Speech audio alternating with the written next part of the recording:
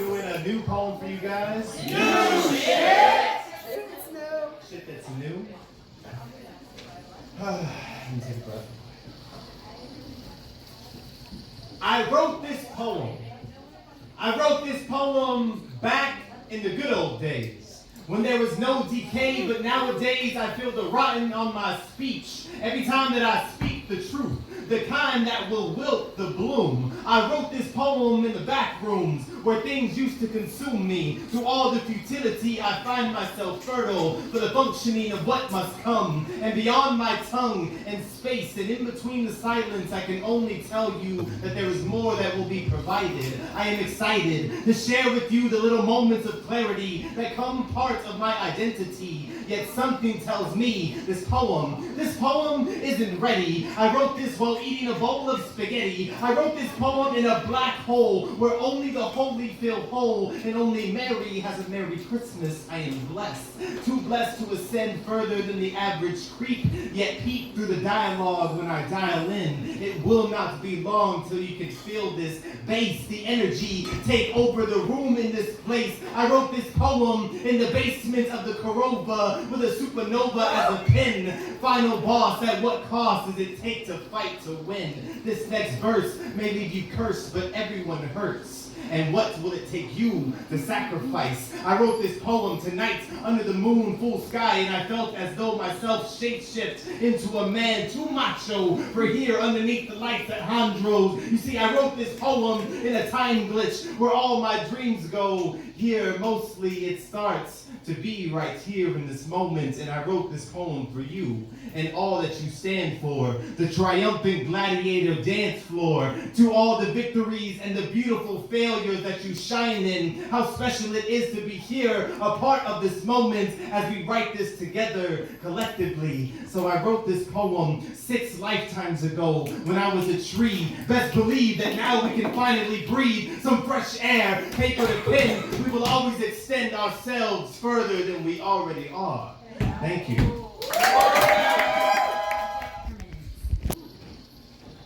Desensitized from overexposure, the way of processing when my feelings are stronger than titanium. I can't contain these. I am noticing emotions work alongside object permanence. The whole out of sight, out of mind bit, like buttons pressed and levers switched off so sightings don't trigger emotions, hit like a ton of bricks. Dropped into an ocean of longing to let go, but trapped by object permanence. I insist that it's easier to start over when you can't run past the discomfort without having to replay the situations, trying to find breaks in the faulty navigation. It's a question of how strong is your endurance. I've been working on myself. Stamina doubled, but crossing to the side of staying, laying down my pride to accept that I don't get it all right, refusing to toss out all the things, the people, the feelings. I grew to understand after the work subsided, I found a sense of peace on the other side. I'm always willing to try. I'm okay with this kind of thing more so these days. Thank you. First timer here, she, they, ella pronouns. I'm doing a poem called Comadre. Do I have to translate the word comadre? Oh! Y'all are good? Okay, let's do this. Madre nuestra que estás en la tierra, mándame una buena comadre que pueda caminar conmigo en esta vida. Now that I'm living the most confident and creative time of my life, I ask that you, Madre Nuestra, send me someone who will bring me community and a deeper sense of self-awareness and inside jokes in the shape of totally inappropriate memes from the internet. In exchange for you sending her to me, Madre Nuestra, I will make space for her, root for her, learn from her. Yes. I will respect her when she shares something with me that she has hidden from others, in the hopes that she will do the same for me. Madre Nuestra, que estás en la tierra, mándame una buena comadre que me pueda aguantar cuando yo me ponga chillona y pesada. Sometimes I hide when I'm at my moodiest, but Madre Nuestra, that's when I need her the most. I don't need an angel. I don't need a saint. I just need a fucking comadre. Neither of us have to be perfect, but we should try to be patient and not try to manipulate any particular outcome in each other's lives. Together, we can continue to climb the hill, to just sit with each other's glories and problems and do absolutely nothing about them. We can simply be each other's witness, if that's what she wants. If that's what she wants. If that's what she wants. For me, I just want to be there for someone, and I want someone to be there for me. I want to share tendrils of tender connection between our hearts, the color of marigolds. I want to sigh with her on the phone while I water my garden in the Tex-Mex sunlight, while she does whatever makes her heart bounce. Madre Nuestra que estás en la tierra, mándale una buena comadre a la hora que se apropie. My body is kind of losing its anchor from solitude, and my brain melts every day into a puddle claimed only by sugar ants. So I think now would be a good time to have a comadre, but Madre Nuestra, you know best. I'll take almost anyone, but if I had a choice, I'll take someone who recycles, who has empathy for the good people of the world, including immigrants, who isn't trying to mine my magic for her use, who's working towards her highest self, who doesn't have a diet too different from mine, so I can bring her treats when we're both sneaking sugar when no one is looking. But also, someone who likes long phone calls, and is available for a daily check-in before 10 a.m. and lives less than 10 minutes from my house. And lastly, Madre Nuestra, no la quiero molestar, but I ask that if you already sent me a comadre and I just missed it, that you forgive me for being picky and you send me another hint. Violeta, gracias.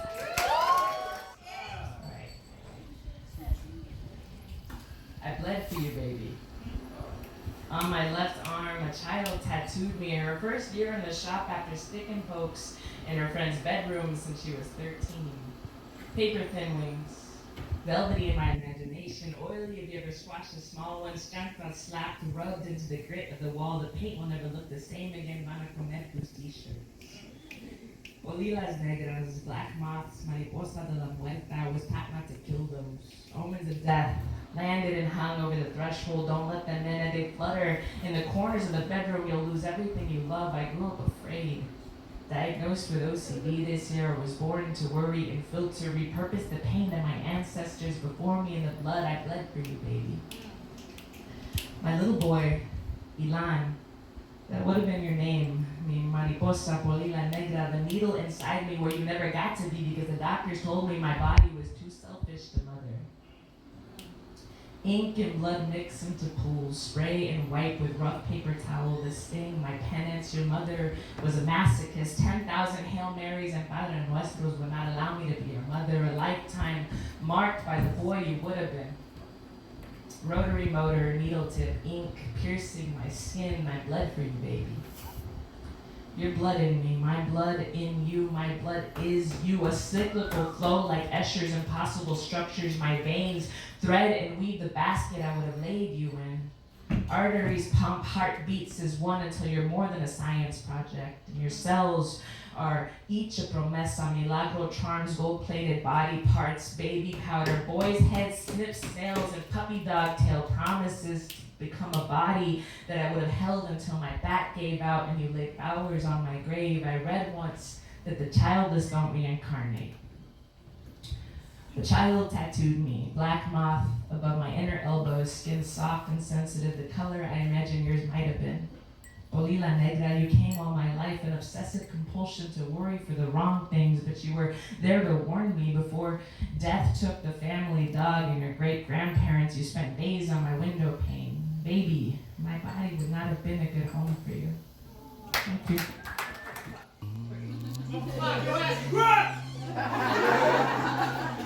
This is about being bipolar. Because aren't we like the funnest? Yes! Okay. Called That's That I Want Back. The swirls and pirouettes of unanswered questions jump around my head like a ballerina on speed. I hold these thoughts close to me and cradle the crying baby that comes with them. Shut up. I wonder, just like my mother, why I am a tidal wave, taking everyone I love with me. Why my rage floods my judgment and my tears fill lakes.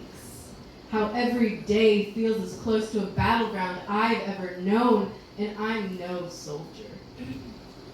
My sober mind reeks of chaos while I'm just a passenger waiting if ever to get off the ride. The questions will never quench my soul's ache. The time he asked, what happened to you? Echoed by the answer reminiscent of the word biology. We're all the products of blinding stars that shape and illuminate our own darkness. Still questions penetrate and abuse the heart I believe belongs to me. I speak the language of the crazies, the melodies of my family long before me.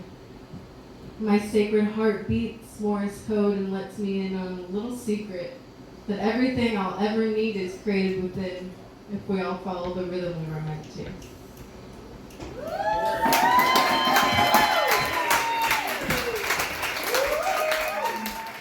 happy to be here. My husband, who's made Zen, the first poet that came on. He's selling prints, and they're really freaking cool, and they're going to be at our table, so y'all should come check them out. New shit. Such a validating feeling. Okay, this is called the energy exchange. 3, 2, 1, action. Shh. Quiet. Listen. We're having a moment, an exchange of energy. Can you feel it? It's happening. Don't break now. Stick with me. This is the part where it starts to get good. Don't let your mind wander now. I think you're doing much less than I think you should. Please pay attention now, unless you would rather pay in regret. One blink, you might miss it. Let's see if you can pass the test. It's almost over now. Or has it only just begun? Hold on to your seat now. Now we're really having some fun. It's the energy exchange. Don't you dare lie. Look me in my face. It's the reason you came here. It's why we're all here, sharing this space. Let's gather some time now. Everyone's having their own little moment. Put them all in a hat now. Because I'm going to take it and I'm going to draw it. I'm drawing it out now. This is me and I'm drawing the moment. I need you to see it. I'm painting a picture of me seeing you. Are you seeing me? We're part of this moment.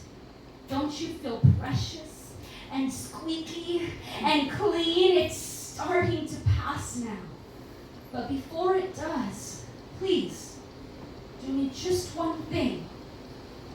Everyone together now. Hum with me. I'll go first, and then you after me. Ready?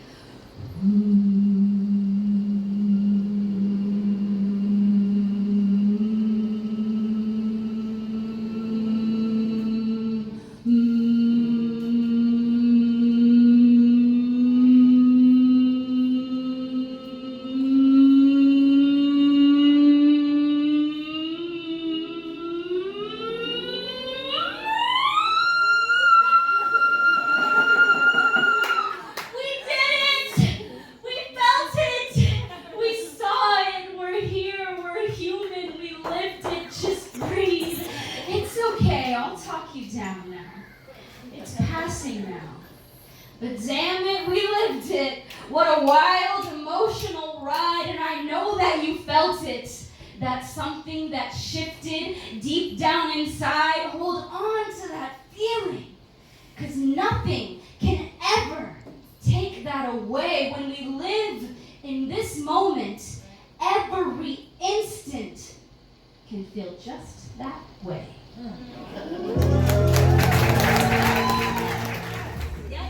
That's a lot of fucking heat to follow. So the reason why I got on the stage is I was thrown in the fire by Mandy Lynn. I wasn't fucking ready. I was at 3:45 on that poem, and I've got it down to 3:32 for tonight. So the first time I'm gonna say new shit. New shit. So I took Rooster's slam class a couple months ago. And if Mandy's organization that she works for, Gemini Inc., does that again, I highly recommend it. I'm fascinated by the genre, and I've also learned to get the crowd on your side, and I learned a lot about that last night. So I'm going to start off by singing Fuck Greg Abbott. Yeah! That shit works! But don't fuck that guy. Fuck Mark Zuckerberg.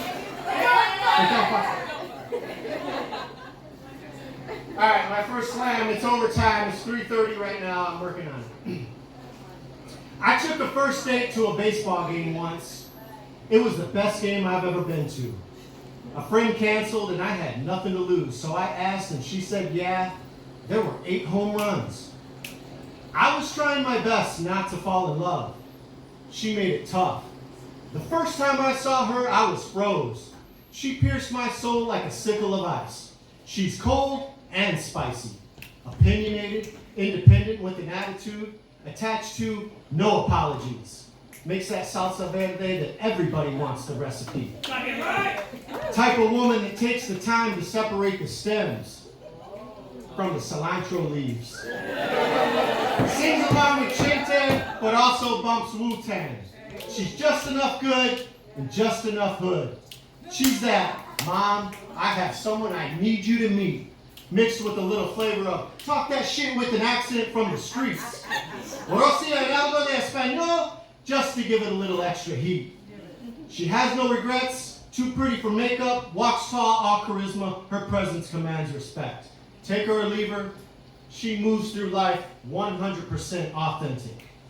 First inning, solo home run, home team's up. 10th snap, it dropped to 65 degrees and she's sexy as fuck. Jeans on her feet, jeans got holes in the knees, arms sleeved up, spaghetti strap top, no bra, nipples looking tough. Like they're bench pressing those barbells underneath. I'm trying not to look, but I'm low-key sneaking peeks. Third inning, third home run, down by 2. She took a bite of cotton candy and I'll never forget it. Some of it stuck and she did this kind of lick and at the same time bit her bottom lip. I saw heaven in her almond cut eyes while she looked up at me talking about, did I get it? Stadium light shimmering off her praline shaded melanin. I just wanted to melt in her mouth and kiss her so deep. Her tongue reveals to me all of her love languages and she can taste the sweetness of verses of poetry that I haven't even written for her yet. Just in case I never see her again. Fourth inning, 1 home run, down by 3. And that's when I saw her set her beer down while holding a hot dog in her left hand, just so that since she couldn't clap, she raised her right arm up and proceeded to snap. At that moment I knew, she's deep but uncomplicated too. And I wanted to read everything she's ever wrote and listen to every spoken word she's ever slammed. 7th inning, we stretch, each team homers, still down by 3. I hope she knows what it is she wants and what it is she needs. I hope she understands she is not just a muse of words without any meaning. She is the poem. She is not the poem, she is the poetry. I hope she's aware of the differences between these things. I don't know how many hearts she's ever broke, but I am afraid that I'm next. I'm certain someone's hurt. So maybe she's scared too. I want to trace my love around all her wounds, to erase all her trauma. I want to make her feel safe to undress her soul. I want to take her on trips, mix her with caps and stems. I want to have a menage a trois with her and marijuana, get bare down to her consciousness. I want to lie together. I want to cry together. I swear to fucking God, I hope we die together. The fans go wild at the crack of the bat.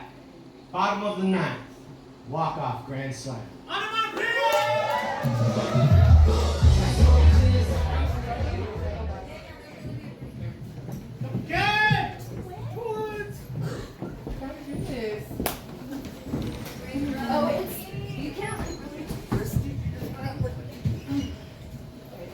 Strong, poet! Tomas showed me how to do the mic, but apparently I'm failing, so... No, that's a jacked up mic. fault. It's the mic stand. New shit. La abuela said all her life que no era indígena. She was not indigenous, and I was confused because her nopal kept peeking out through her skin, and sometimes I'd see it more green than ever, prickly as well, and a florecita would wave a petal or two. Yet, everyone who's seen her picture will ask me what tribe we are from. But every time I play some cumbias sonideras, her feet would tap.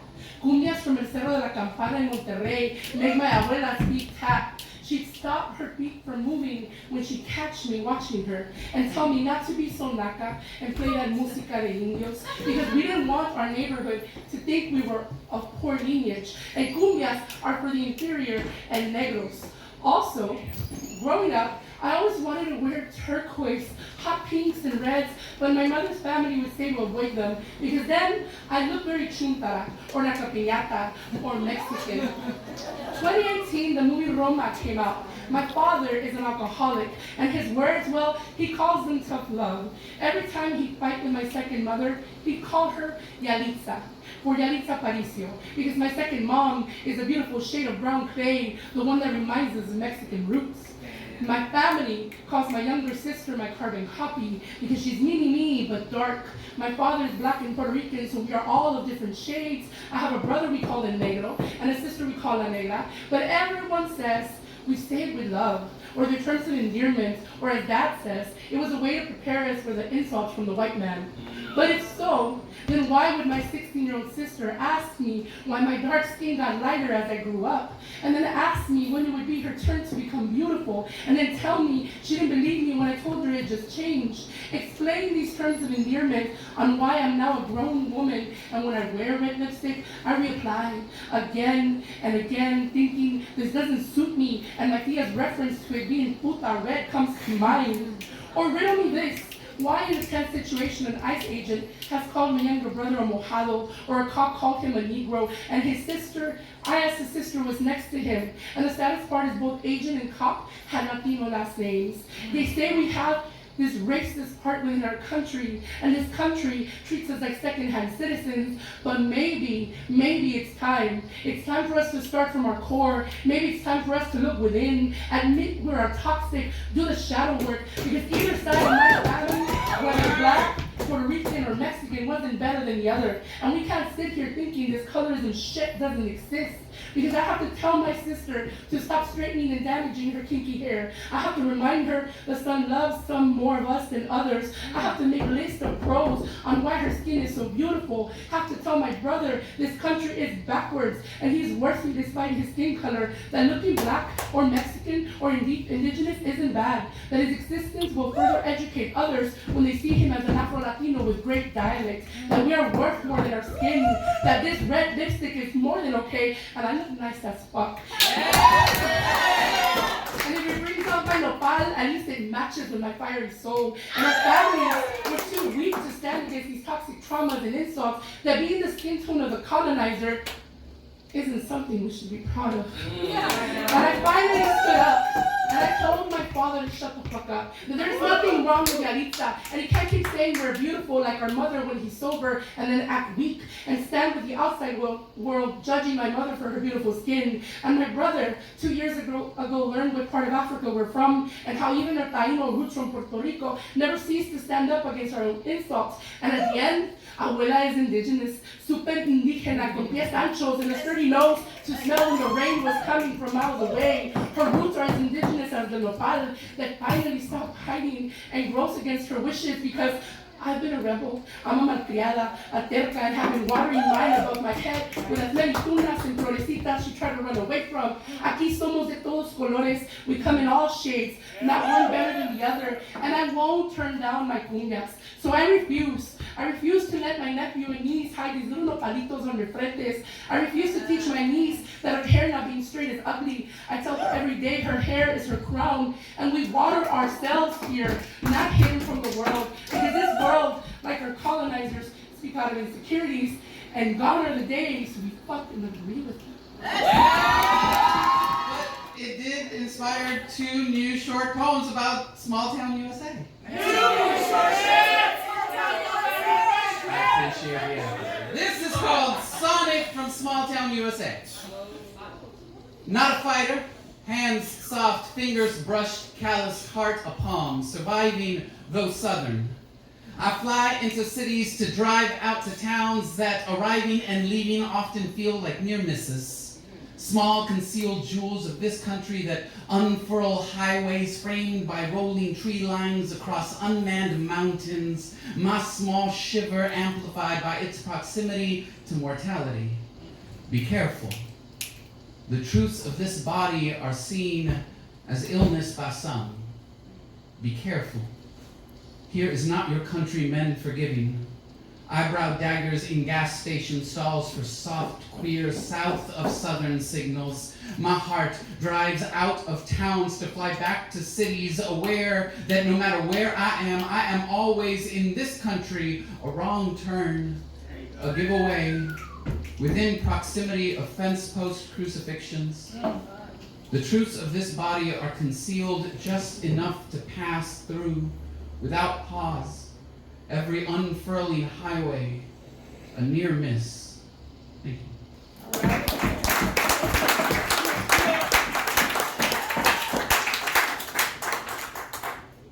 Praise to the unexpected. Praise to Mima's homemade cornbread and Papa's practical jokes. Doggone small town America like I got a bone to pick with them. A thorn to their white picket rose bushes, the weeds flourishing in the inevitable rapture of their attempt to pave men. Today, I was surprised when a woman looking like a month of penance came up to me after my set and asked, "Can I hug you?" Said, "I love you and I hope everyone that knows you loves you too."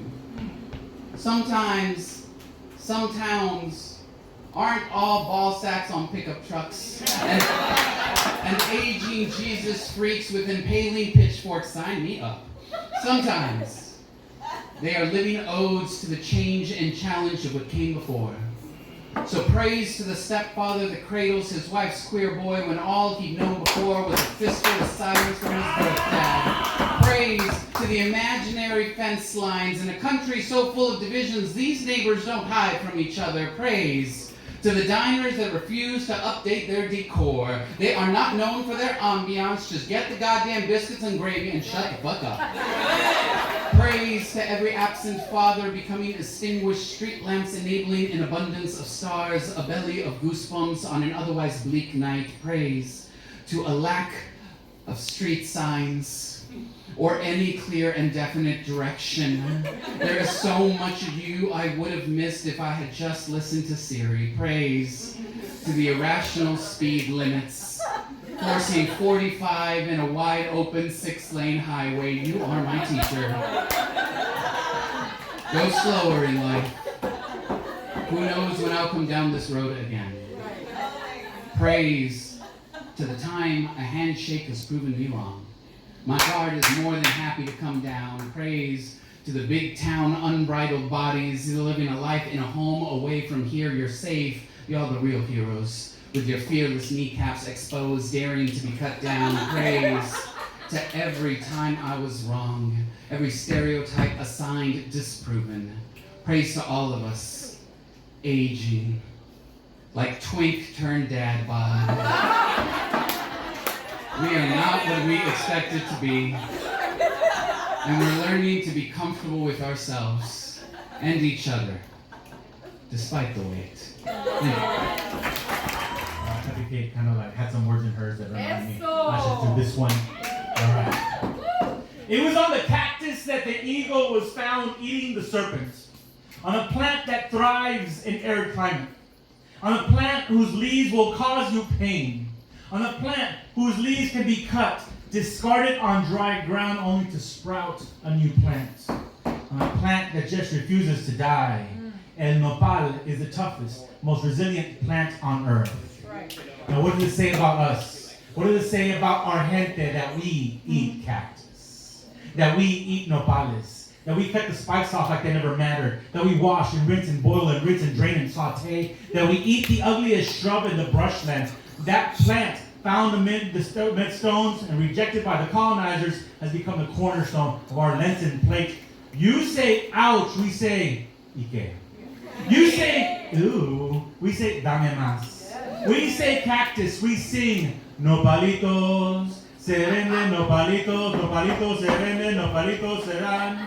Para la cena, para el desayuno, con huevo y tortilla, nopalitos se venden, nopalitos serán. And someone had to cut off the spikes and wash them and boil them and wash them again, and someone had to figure that shit out. So stop saying that we're lazy. And raza, stop being lazy. We can wash and boil and wash Greg Abbott and take cruise all we want, but they won't make them any more palatable than that. Dicen que we are what we eat. So let's thrive in food deserts. Let's be a pain to the system that thinks they can handle us. They tried to bury us. They didn't know that we were nopales. Refuse to die. Be the toughest, most resilient transplants on earth. Let them say we're ugly. Our children will outdo us. They are cactus flower and prickly pear. Each of them beautiful, each of them sweet. Somos nopales. Refuse to die. Their elders. In their lovely, vivacious glory. A letter to Gloria and Saldúa, Chabela Vargas, y Tatiana de la Tierra. Espíritu, gloria lesbiana antepasada, memoria estrellada, guía cósmica. I tried to roll out of bed esta mañana, like the word Nepantla rolled off your tongue, like river rocks, like desert sand runs. Gloria lesbiana antepasada, memoria estrellada, guía cósmica. I tried to roll out of bed esta mañana y vi a través the dry eyes de nuestros hermanas walking through the sun, hoping to escape their demise, racing towards a place to lay their head, to satisfy their undying sed, and a dance floor to kiss her girlfriend, Mercedes. Gloria lesbiana antepasada, memoria estrellada, guía cósmica. ¿Qué pasa si no quiero despertar esta mañana?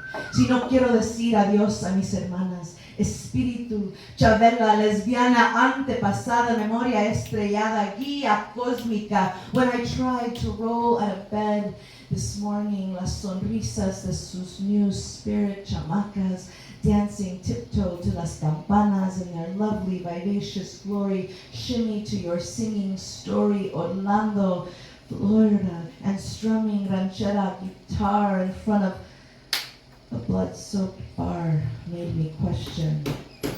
Was this animal predatory? Could I have done something? Could I have done something? Could I have done something to rewrite this story, to protect our dance floor conservatory? Chabela, lesbiana antepasada, memoria estrellada, guía cósmica. ¿Qué pasa si no quiero despertar esta mañana?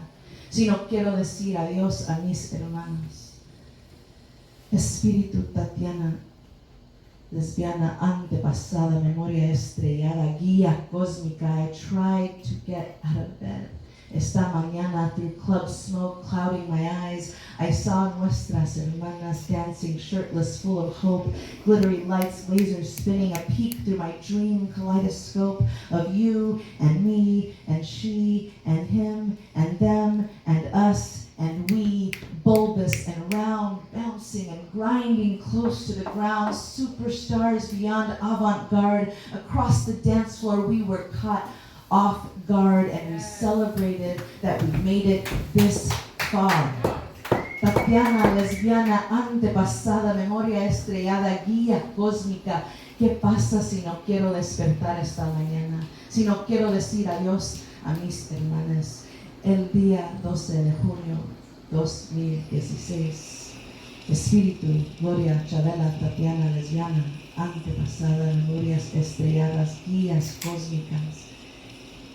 Give me Jack, Mommy, Erica, Andrews, I turn to you, face first, ass bouncing, tequila chill, lashes curl, tight fade, heels high, boobies wrap, cat eyes. I ask you, guías cósmicas, switch back on the lights, exterminate the fright, fill it with will. I will survive, I will survive, I will survive. Quiero despertar esta mañana, decir adiós. Hermanas, antepasados, fly into the sky, memorias estrelladas, guías cósmicas. Yeah! Great anthology, Contra, Texas Poets Speak Out. Yes! Kind of imagine San Antonio, that eerie, weird time when we were in lockdown and we were like, what the heck's going on? Okay, this is not a fever. This is not a fever with its lava lamps of perspiration, its blackening April skies. This is not my husband's dream, where he moves in with friends, bumps into a female acquaintance, as an odorless contagion circles the neighborhood. This is not a contagion of unwritten poems, of trees, of words like mask and expertise, of thwarted murder plots, of negligees of doubt. This is not a hand, tender collection of 5 digits, eager beast we carry at the ends of our arms, how we try and try. I would rather not morph into a statistic, by the way, with its specific yet vague reckoning, its daily finger tap of grief and hope, its relentless messaging. But I am this poem, with the metronome tucked deep inside, an invisible tick-tock as the day stacks the fog, like shredded data into the wet green of the trees. This is not a Caribbean island. It's rum daiquiris and sand-covered eyelashes. It's button-sized jellyfish seeping through the blue of my swimming suit. This is not their stings rising out of my skin, tender necklace I carried on my reddened chest. This is not an 8 a.m. headline with sniffling thes and not fully tested drugs. It's these and those sidling past the dead bodies. The clouds have frayed cuffs. The street is a waiting mouth. The crime rate goes up or down in direct proportion to the number of people gathering together. Pollen falls, powders our cars. Children tangle in their own voices. Get that shit!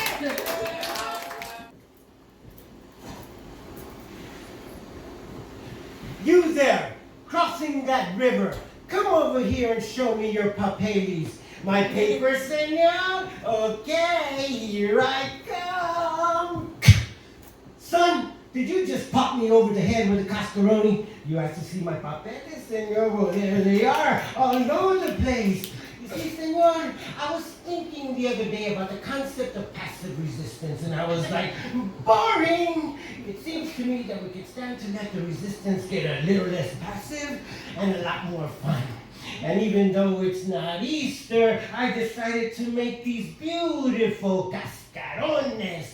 But instead of filling them up with bits of colored confetti, I filled them up with little pieces of folded paper, and each one says a little something about myself.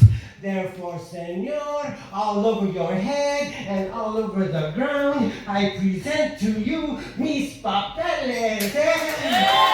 Yeah!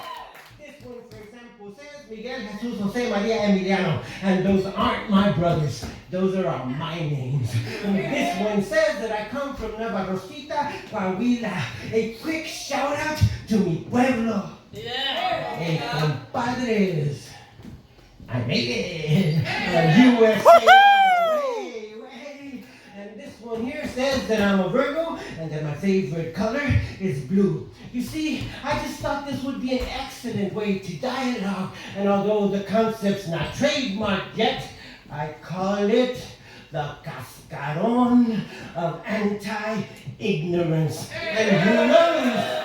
Maybe the next time you find yourself squinting through the crosshairs of a gun to say hello, or pulling out your batons, wakate, to say hello, or shining up your botas really good to better be able to say hello.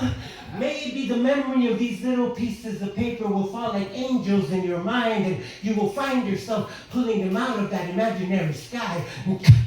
My name is Juan. Who would have guessed?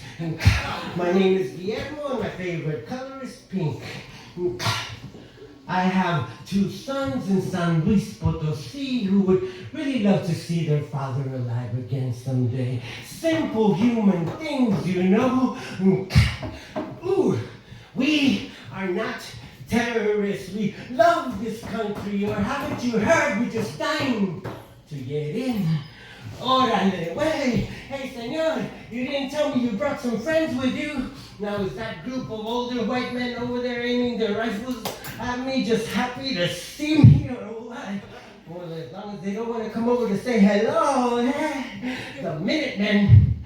Oh, those are the guys that make the lemonade. Hey, senores, a super-sized mine, because 3 days of walking in the hot sun, like, woo, my papers. Oh, shit, yes, senores, I do have my papeles. They're in my huevos. Give me a minute, and I'll be right over to show them to you. Thank you. I'm going to talk down to the little kids, because these kids are going to grow up, and they're going to talk down to me, because they're going to be like, that's how much better we are than you. So this is it. Oh, y'all can applaud a lot for this venue while I catch my breath real quick.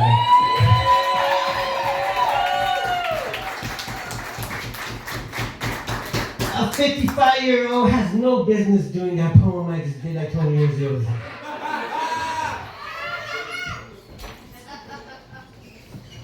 Poetry stares directly into the sun longer than it's told it should. Squints repeatedly in horizontal slits like Venetian blinds to carefully find the thinnest slivers of comforting light. Remembers things you never saw with any of the current 5 of your ultimately 5 million senses. Fabricates mystical weavings meant to be worn as spiritual clothes in difficult times. Restructures the strictures of humdrum syntax by placing a last-minute order for extra pickles on the side at the pickup window. Fortifies the crumbling stones in the walls of our soul fortresses. Rakes havoc, yes I said rakes havoc, on dead leaf cemetery gardens to surprise autumnal language with fresh and springy wonder. Addresses the surreal appeal of banana still life word paintings and urgently calls for the retroactive unionizing of ceramic and glass bowls in the world of classic art. Splurges unapologetically on the pizzazz and razzle-dazzle of cool and succulently sounding words. Has a secret stash of 1,000 perfect rhymes for orange hidden in its pockets. Always means what it says in all of its voices and in all variations and interpretations of its individual hearers, because it speaks marvelous and multiversal truth. Eternally aggravates its own wounds for the temporal healing of others. Shamelessly spies on meek and mundane lives in order to spotlight our unique and extraordinary existences composed of simple moments. Eavesdrops on dropped knees, on heavy prayers, barely able to sigh and rise above whispers. Electrifies lonely strolls alone on midnight sidewalks like a pink and sizzling neon sign that suddenly steps out of a night sky back alley to say hello. Sniffs you out and hunts for you and finds you when you thought everyone had given up the search for your salvation. Believes in an acrobat called faith, who snatches and seizes the hand of hope in any of its many downward spirals, and honors the very, very, very, very long sentence that each of us silently serves until we are finally busted out of our prisons of unimagination by beautiful and powerful words. There you go. For the kids, I think this is the one, I don't know. These are tips for the kids. Tip number 1, do not take tips from any other poets offering tips on how to write better poetry, and that's the truth. Most of those other tips are like the tips of icebergs, while mine are like the 90% of the iceberg submerged beneath the ocean waters. Tip number 2, please ignore tip number 1. I don't know what I was talking about. Tip number 3, please reconsider tip number 1, because sometimes the best part of a good poem hides from casual observation. Tip number 4, have fun when you write. Writing poetry should give you a sense of enjoyment, at least until you become a serious poet, when your poetry might well become like a somber, sorrowful, and sad creature whose misery somehow brings joy to other people. Until then, wreck 100 journals or 2 with complete abandon and delight. Tip number 5, you are not an I am poem. Say it to yourself. I am not an I am poem. Although it's okay to be temporarily. If a teacher or parent hands you a form poem with a few spaces left blank for you to fill in with your own words, this will not always result in a poem. Use exercises like these, however, to bring you yet another step closer to writing your own cool stuff. Stay true to yourself, be original, remain unique. Dang, that sounds like I just signed the back of your yearbook. Tip number 6, finish strong. I can't tell you how often my fellow judges of youth poetry contests have been wowed, stanza after stanza after stanza in a piece, and then it's like aliens had abducted the last few lines and replaced them with something like, then the unicorn licked the lollipop and it exploded. What the fuck? That poem wasn't even about unicorns or lollipops or explosions. What happened? Get us from the get-go with your powerful words, keep us throughout, and finish strong with sustained and creative energy. Tip number 7, edit your poem and edit your poem and edit your poem. Find better words to use. Read it out loud to a friend. Read it to yourself in a mirror. Put it away for a few days and then read it again, like an artist who comes back to her painting with new eyes. Trust me, well-edited poems stand out like double suns above the light of the others. Tip number 8, read to write better. I'm sure Rooster will agree with this. A professor of mine once said that you should read at least 100 words for every word that you write in order to become a better writer. I thank you for your time in these difficult times. Remember to have fun when you write.